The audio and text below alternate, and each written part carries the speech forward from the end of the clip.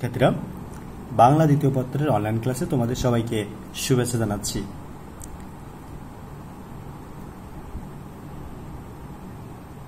আজকের ক্লাসে আমরা আলোচনা করব তোমাদের সিলেবাসের অন্তর্গত বাংলা ভাষার অপপ্রয়োগ ও শুদ্ধ প্রয়োগ অংশ থেকে।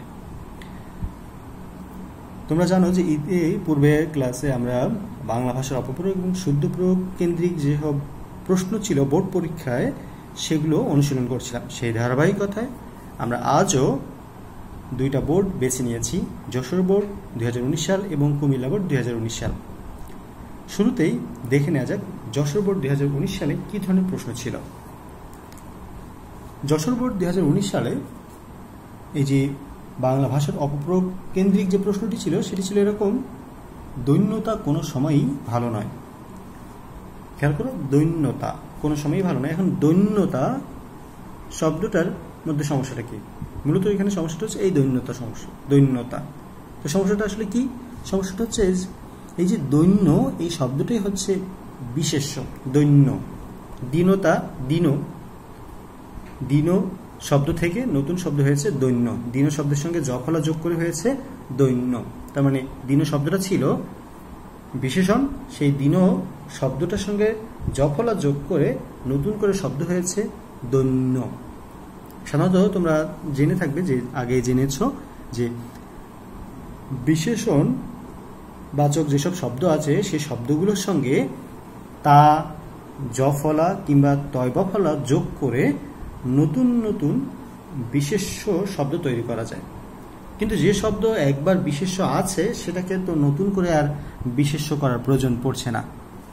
তো ঠিক এমনটাই ঘটেছে এই দৈন্যতা শব্দের ক্ষেত্রে। কি হচ্ছে খেয়াল করো, আমরা বলছিলাম যে মূল শব্দটা ছিল দীন। দীন এর সঙ্গে তা যোগ করে আমরা নতুন করে বিশেষ্য বানাতে পারি, কিংবা দীন শব্দের সঙ্গে জফলা যোগ করে নতুন করে বিশেষ্য শব্দ বানাতে পারি। কিন্তু যেহেতু এই যে দীন শব্দের সঙ্গে জফলা যোগ করলে হয়ে যায় দৈন্য, তাহলে দৈন্য এটি একটি বিশেষ্য শব্দ, আবার দীনতা এটি আরেকটি বিশেষ্য শব্দ। তো এরকমভাবে যে কোনো একটা বিশেষ্য শব্দ আমরা এখানে ব্যবহার করব। তাহলে এখানে ভুলটা কি ছিল খেয়াল করো, এই যে দৈন্য যেহেতু এটা বিশেষ্য, তাহলে এর সঙ্গে আমি তো কখনো তা যোগ করতে পারি না। তা যোগ করার তো প্রয়োজন পড়ছে না, এই জন্য তাবিহীন এখানে লিখতে হবে দৈন্য। অথবা আমরা এটা লিখতে পারি দীনতা, জফলা যোগ না করে তা যোগ করতে পারি। এরপরে নতুন কি বাক্য ছিল সেটা দেখা যাক। পরের বাক্যটি ছিল এরকম: দুঃসংবাদটি শুনে সে চোখের অশ্রুজল সংবরণ করতে পারল না। তোমরা তো মোটামুটি অনেকেই এই অশ্রুজল শব্দটার সঙ্গে বেশ ভালোই পরিচিত হয়ে উঠেছ, কারণ বিগত সালের বোর্ড পরীক্ষাগুলোতে দেখা গেছে যে এই অশ্রুজল শব্দটা প্রায় এসেছে। তো সেক্ষেত্রে তো তোমরা জেনেছ যে এই অশ্রু এবং জল আসলে একই অর্থ বহন করে, সেই জন্য যে কোনো একটা শব্দ রাখতে হবে, অশ্রু অথবা জল, যে কোনো একটা ব্যবহার করতে হবে। লিখতে হতে পারে এভাবে লিখবো আমরা: দুঃসংবাদটি শুনে সে চোখের অশ্রু সংবরণ করতে পারল না। কিংবা আমরা এমনভাবে লিখতে পারি: দুঃসংবাদটি শুনে সে চোখের জল সংবরণ করতে পারল না। পরের বাক্যে চলে যাই। পরের বাক্যটি ছিল এরকম যে এ বিষয়ে অজ্ঞানতাই তার পতনের কারণ। এখানে খেয়াল করো, অজ্ঞানতা বলে একটা শব্দ ব্যবহার করা হয়েছে। এই অজ্ঞানতা বলে আসলে কোনো শব্দ নেই, শব্দটা হবে অজ্ঞতা। আমরা লিখবো এভাবে: এ বিষয়ে অজ্ঞতাই তার পতনের কারণ। পরের বাক্যে চলে যাই।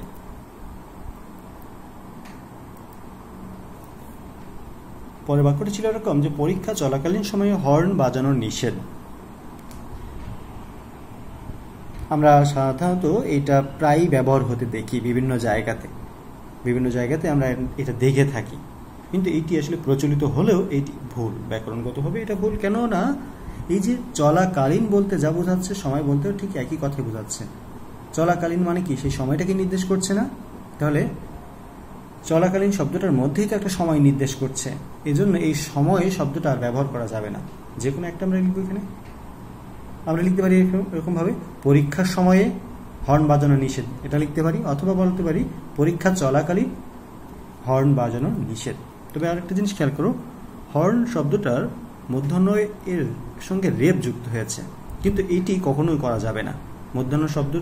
হর্ন শব্দের সঙ্গে মূর্ধন্য ব্যবহার করা যাবে না। কেন? কারণ হলো এই যে শব্দগুলো বিদেশি সেই শব্দগুলোর সঙ্গে কখনো মধ্যাহ্ন ন ব্যবহৃত হয় না, সবসময় দন্তন্য হবে। হর্ন শব্দটা যেহেতু ইংরেজি ভাষা থেকে এসেছে এজন্য এখানে দন্তন্য হবে। তো এরকম আমরা লিখব পরীক্ষা চলাকালীন হর্ন বাজানো নিষেধ, এমনটা লিখতে পারি। অথবা আমরা এটাও লিখতে পারি পরীক্ষার সময়ে হর্ন বাজানো নিষেধ। চলাকালীন বাদ দিয়ে আমরা সময়ে লিখতে পারি, সেক্ষেত্রে আমরা পরীক্ষা এর সঙ্গে একটা অযোগ করতে পারি, মানে পরীক্ষার যোগ করতে পারি। এবার দেখা যাক পরের বাক্যে কি ছিল। পরের বাক্যটি ছিল এরকম যে পাহাড়ের প্রাকৃতিক বৈচিত্র্যতা আমাদের মুগ্ধ করে। ঠিক ওই যে দৈন্য আর দীনতা সেই শব্দের মতোই এখানেও ঠিক একই রকম ঘটনাই ঘটেছে। বলছে পাহাড়ের প্রাকৃতিক বৈচিত্র্যতা, বৈচিত্র্য এই শব্দটা কোত্থেকে আসছে? শব্দটা ছিল, প্রথম শব্দটা ছিল বিচিত্র, বিচিত্র। এখন বিচিত্র শব্দ হচ্ছে বিশেষণ, বিশেষণের সঙ্গে তা যোগ করে হয়ে যায় বিচিত্রতা। আবার নতুন শব্দ হলো সেটা বিশেষ্য, কিংবা আমি আর একভাবে করতে পারি, সেটা হলো বিচিত্র শব্দের সঙ্গে জফলা যোগ করে হয়ে যায় বৈচিত্র্য। বিচিত্রের সঙ্গে জফলা যোগ করে বৈচিত্র্য, তখন আরেকটা নতুন বিশেষ্য শব্দ তৈরি হলো। এখানে ঠিক তাই ঘটছে, এই যে বিচিত্র শব্দের সঙ্গে তা যোগ করছে অথবা জফলা যোগ করছে, কিন্তু এখানে দুইটা একসাথে ঘটে যাচ্ছে। এই যে বৈচিত্র্য হয়ে গেছে, আমরা যে কোনো একটা ব্যবহার করব, বৈচিত্র্য, পাহাড়ের প্রাকৃতিক বৈচিত্র্য আমাদের মুগ্ধ করে। কিংবা আমরা এমনটাও লিখতে পারি পাহাড়ের প্রাকৃতিক বিচিত্রতা আমাদের মুগ্ধ করে। বৈচিত্র্য অথবা বিচিত্রতা এই দুইটা যে কোনো একটা লিখতে পারি, তবে সাধারণত বৈচিত্র্যটাই বেশি ব্যবহৃত হয়ে থাকে। পরের বাক্যে চলে যাই। বলছে তিনি সস্ত্রীক নিউ মার্কেটে গিয়েছেন, সস্ত্রীক নিউ মার্কেটে গিয়েছেন। ভুলটা কি? ভুলটা হলো এই যে দন্তস্বয় বফলা যুক্ত আছে। সাধারণত দন্তস্বয় বফলা অর্থ হলো নিজের, নিজে বা স্বয়ং, এই টাইপের বোঝান। আর যখন শুধু দন্তস্ব ব্যবহৃত হয় কোনো শব্দের আগে, তখন বোঝানো হয় যে সহ। একটা হচ্ছে যখন দন্তস্বয় বফলা তখন এর অর্থ হলো স্বয়ং বা নিজে, আর যখন শুধু দন্তস্ব থাকবে তখন তার অর্থ দাঁড়াবে সহ। তিনি আসলে এই কথাটার মধ্যে দিয়ে বলানো হচ্ছে যে তিনি তার স্ত্রীকে সাথে নিয়ে নিউ মার্কেটে গিয়েছেন, স্ত্রীকে সাথে নিয়ে। তাহলে আমরা এভাবে কি লিখতে পারি না, তিনি সস্ত্রীক নিউ মার্কেটে গিয়েছেন। যেহেতু স্ত্রীকে সাথে নিয়ে গেছেন এমনটাই বোঝানো হচ্ছে, তাহলে আমরা এখানে ব্যবহার করব শুধু দন্তস্ব, দন্তস্ব বফলাটি আমরা ব্যবহার করব না। এই সস্ত্রীক শব্দের অর্থ হলো স্ত্রী সহ, তিনি স্ত্রী সহ নিউ মার্কেটে গেছেন। স এখানে বলছিলাম যেমনটা, স মানে হচ্ছে সহ, দন্তস্ব। আর যখন দন্তস্ব বফলা যুক্ত হবে তখন তার মানে হবে যে নিজে। এটা তো আসলে খাটে না এখানে, আমরা তাই ব্যবহার করব সস্ত্রীক শব্দটি দন্তস্ব দিয়ে। পরের বাক্যে চলে যাই। আমরা তার বিদেহী আত্মার চিরশান্তি কামনা করছি। আমরা প্রায়ই বিভিন্ন রকম জায়গাতে এটা দেখে থাকি যে বিদেহী আত্মার চিরশান্তি কামনা করছে। বিদেহী এই শব্দটা মূলত তাহলে বলা যাচ্ছে যে প্রচলিত, কিন্তু ব্যাকরণগতভাবে ভুল। ভুলটা কি? বিদেহী মানে বোঝানো হচ্ছে যে দেহ থেকে বিচ্ছিন্ন হয়ে গেছে, এমন এরকম কিছুই বোঝানোর চেষ্টা হচ্ছে যে দেহ থেকে বিচ্ছিন্ন। তো দেহ থেকে বিচ্ছিন্ন যেহেতু বোঝানো হচ্ছে, তাহলে আমরা শব্দটা কি এভাবে লিখতে পারতাম না যে তার বিদেহ, বিদেহ মানেই কিন্তু সেই দেহ থেকে বিচ্ছিন্ন, বিদেহ। তাহলে বিদেহ মানে যেহেতু দেহ থেকে বিচ্ছিন্ন, সেক্ষেত্রে আমরা কেন এই বিদেহ শব্দের সঙ্গে নতুন করে আবার ই প্রত্যয় যোগ করব? বিদেহ থেকে বিদেহী কেন করব? প্রয়োজন নেই, আমরা এভাবে লিখব। তাই আরেকটা খেয়াল করো, আরেকটা জিনিস হচ্ছে যে চিরশান্তি, শান্তি মানেই তো সেই চিরশান্তি। আত্মার শান্তি মানে তো আত্মার শান্তি কামনা মানেই কিন্তু সারা জীবনের জন্য শান্তি কামনা করা হচ্ছে, তাহলে চির শব্দটা তো আর ব্যবহার করার প্রয়োজন পড়ছে না। আমরা এভাবে লিখতে পারি, আমরা তার বিদেহ আত্মার শান্তি কামনা করছি।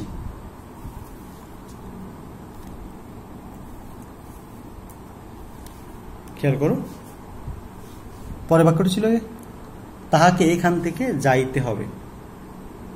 তোমরা উত্তরটাও দেখতে পাচ্ছ, তাকে এখান থেকে যেতে হবে লিখতে। আমরা এটা এভাবে লিখেছি। কেন লিখেছি? কারণ তাহাকে এখান থেকে যাইতে হবে, এটি আসলে শব্দগতভাবে কোনো ভুল নেই এখানে, কিন্তু ভুলটা হলো এই যে সাধুরীতি এবং চলিত রীতির মিশ্রণ ঘটে গেছে। যে কোনো একটা রীতিতে লিখতে হবে, হয় সাধুরীতিতে না হলে চলিত রীতিতে। এই জন্যই এভাবে লিখব, তাকে এখান থেকে যেতে হবে। এবার কুমিল্লা বোর্ড 2019 সালে কি প্রশ্ন এসেছিল সেগুলো নিয়ে আমরা একটু পর্যালোচনা করি। কুমিল্লা বোর্ডের প্রথম যে প্রশ্নটি ছিল এই অপপ্রয়োগ কেন্দ্রিক, সেটি ছিল এরকম, জাতীয় প্রেস ক্লাবে তিনি এক সংবাদ সম্মেলনে বক্তৃতা করেন। খেয়াল করো, সংবাদ সম্মেলনের কাজটা কি? সংবাদ সম্মেলনে মানুষ যখন যায় তখন সেখানে তো আসলে মানুষ চুপ করে বসে থাকে না, নিশ্চয়ই সেখানে মানুষ বক্তৃতাই দেয়। সংবাদ সম্মেলন মানেই হচ্ছে বক্তৃতা প্রদান। তাহলে আমি কেন নতুন করে এই বক্তৃতা শব্দটি আবার ব্যবহার রাখবো? আমরা এভাবে লিখবো সরাসরি, জাতীয় প্রেস ক্লাবে তিনি এক সংবাদ সম্মেলন করেন। জাতীয় প্রেস ক্লাবে তিনি এক সংবাদ সম্মেলন করেন। এলে সম্মেলন মানেই কিন্তু বক্তৃতা দেয়া, সংবাদ সম্মেলন মানেই হচ্ছে বক্তৃতা দেয়া সবার সম্মুখে। পরের বাক্যে চলে যাই। কাব্যটির উৎকর্ষতা প্রশংসনীয়। উৎকর্ষতা প্রশংসনীয়, উৎকর্ষতা না লিখে আমরা লিখব উৎকৃষ্টতা প্রশংসনীয়। কাব্যটির উৎকৃষ্টতা প্রশংসনীয়।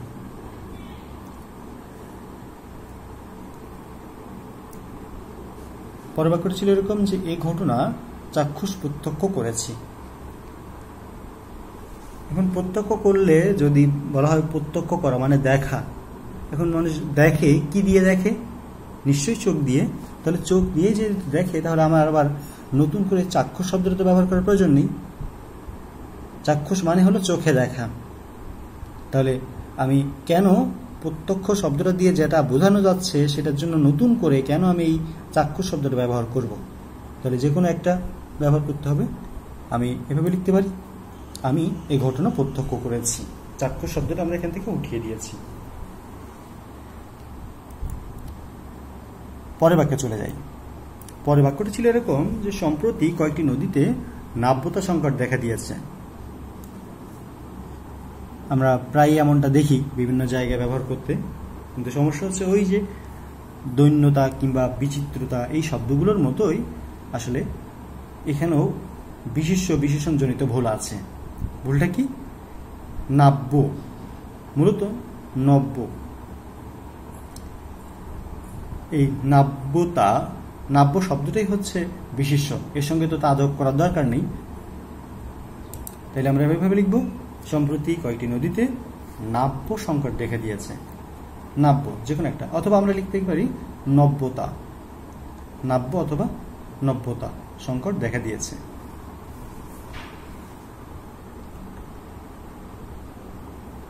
পরের বাক্য ছিল এরকম, স্বজনেরা মরা দাহ করতে শ্মশানে গেছেন। স্বজনেরা মরা দাহ করতে শ্মশানে গেছেন। এখানে ভুলটা কি? ভুলটা হলো এই যে দাহ, এটি আসলে সংস্কৃত শব্দ। মরা দাহ এই শব্দটা সাধারণত ব্যবহার হয় না, শব্দটা ব্যবহার হয় শবদাহ। মরা দাহর সঙ্গে মরা শব্দটা যায় না, লিখতে হয় শব। আমরা এইভাবে লিখব, স্বজনেরা শবদাহ করতে শ্মশানে গেছেন। শব মানে কিন্তু ওই মরা লাশকে বোঝাচ্ছে।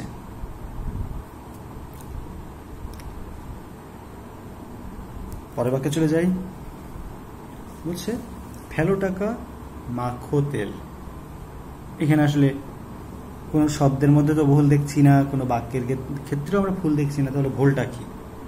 ভুলটা হলো ওই যে আমরা এর আগের ক্লাসগুলোতে জানার চেষ্টা করেছিলাম, তোমাদের যে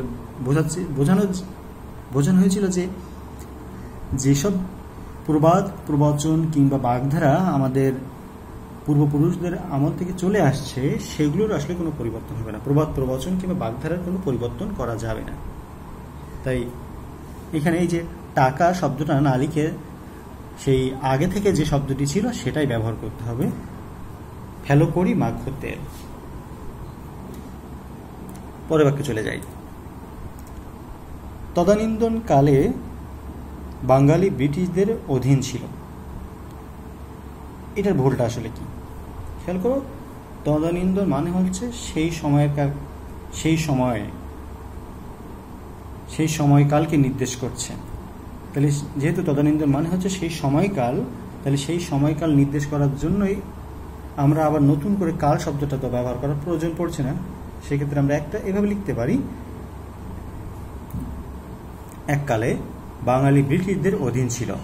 তদানীন্তন কালে না লিখে লিখব এককালে বাঙালি ব্রিটিশদের অধীন ছিল। পরের বাক্য কি বলছে? পরের বাক্য বলছে, কথাটি শুনে তিনি আশ্চর্য হলেন। আপাত অর্থে আমাদের কাছে মনে হতে পারে এটা ঠিকই আছে, কিন্তু সমস্যাটা হলো এটা আসলে একটু প্রচলিত ভুল। মানে আমরা এটা হর হামেশাই সাধারণত আমাদের বাক্যের মধ্যে ব্যবহার করে ফেলি, কিন্তু ব্যাকরণগতভাবে এটা ভুল। আশ্চর্য এই শব্দটা ব্যবহার করা যাবে না। আশ্চর্য হলেন এই শব্দটা লিখে লিখতে হবে, কথাটি শুনে তিনি আশ্চর্যান্বিত হলেন। এভাবে আমাদের এটা লিখতে হবে। তো প্রিয় শিক্ষার্থীরা, এই ছিল আমাদের আজকের বাংলা ভাষার অপপ্রয়োগ এবং শুদ্ধ প্রয়োগ কেন্দ্রিক অনুশীলনীর অংশ। আগামীতে নতুন কোনো বোর্ড নিয়ে আমরা কথা বলবো। সে পর্যন্ত সবাই ভালো থেকো। সবাইকে ধন্যবাদ জানিয়ে আজকের ক্লাসটি এখানেই সমাপ্ত করছি।